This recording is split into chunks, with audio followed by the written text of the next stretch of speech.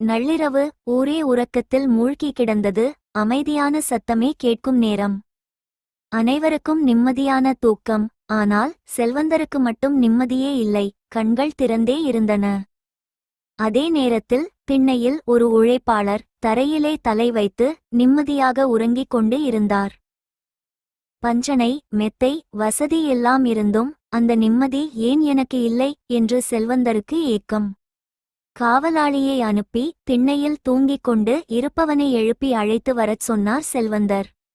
காவலாளி சென்று அவனை எழுப்பினான். இந்த நேரத்தில் ஏன் என்னை எழுப்பித் தொல்லைப்படுத்துகிறாய் என்று கேட்டான். அருகில் உள்ள மாளிகையின் முதலாளி உன்னை அழைத்து வரச் சொன்னார் என்றான். காவலாளி, என் தூக்கம் கெட்டுவிடும், காலையில் வருகிறேன் என்றான் அவன். உன்னை கூட்டிக் கொண்டு போகவில்லை என்றால் என் வேலை போய்விடும் என்று கெஞ்சி அவனை கூட்டிக் கொண்டு சென்றான் காவலாளி. ஏழையின் காலடி செல்வந்தரின் மாளிகைக்குள் அடி எடுத்து வைத்தது.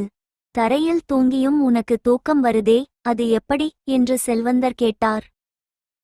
ஐயா, நீங்கள் பணக்கார வர்க்கம், மேலும் மேலும் பணத்தை சம்பாதிப்பது எப்படி என்ற சிந்தனையிலேயே மூழ்கி கிடக்கிறீர்கள். தவிர வாழ்க்கையில் உங்களுக்கு எல்லாம் மனநிறைவு என்பதே கிடையாது. நாங்களோ உழைப்பாளி வர்க்கம். நாங்கள் குறிப்பிட்ட நேரம் வரை உழைக்கிறோம். கிடைக்கும் வருமானத்தை கொண்டு வயிற்று பசியை தீர்த்து கொள்கிறோம். நாளைய வேலையை நாளை பார்ப்போம் என்று எண்ணி இரவில் அமைதியாக தூங்குகிறோம். போதும் என்ற மனநிறைவோடு மகிழ்ச்சியோடு தூங்கி எழுந்திருக்கிறோம். எதற்காகவும் கவலைப்படுவதில்லை என்று கூறிவிட்டு உடனே அங்கு இருந்து அவன் புறப்பட்டான். அந்த வார்த்தைகள் செல்வந்தரின் மனதை உலுக்கியது. முதல் முறையாக அவர் சிந்தித்து பார்த்தார். போதும் என்ற மனமே பொன் செய்யும் மருந்து என்று கூறுவர். போதும் என்ற மனமே உண்மையான செல்வம். நிம்மதிதான் வாழ்க்கையின் பொன் போன்றது. இந்த கதை பிடிச்சிருந்தா லைக் பண்ணுங்க, ஷேர் பண்ணுங்க, மறக்காம சப்ஸ்கிரைப் பண்ணுங்க.